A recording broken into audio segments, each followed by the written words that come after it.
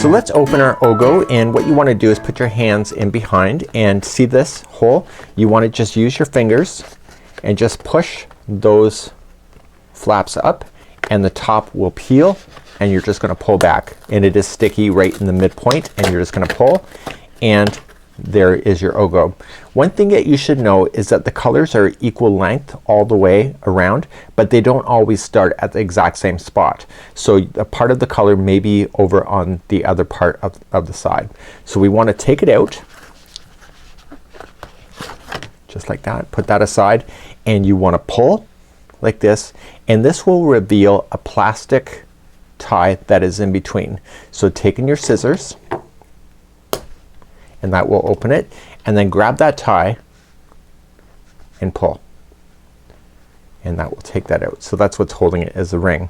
So you can see that this color here is also on this side.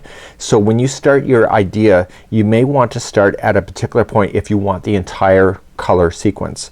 So if you wanted to start with this color and not this color, all you have to do is that you just have to reach in with your fingertips and just pull like this, and just kind of hold the colors, and you'll see that the Ogos will split apart like this. So if you want to do color play, that's exactly how you do it, and there is the color transition change right there. You can snip it and then begin at this point, and therefore you have a fresh color of this, and when this comes back into play later, you can bring it back around and have the Ogo finish. So the way that this is wrapped is really quite fabulous, but it also allows you to change color. So if you want to change any order of anything, just separate it and then just use it, and they recommend that you put it into a plastic Ziploc bag if you want to. But if you crochet as fast as I do, I just get a salad bowl, just put all 5 pieces into the salad bowl, and that's something that I would do for myself.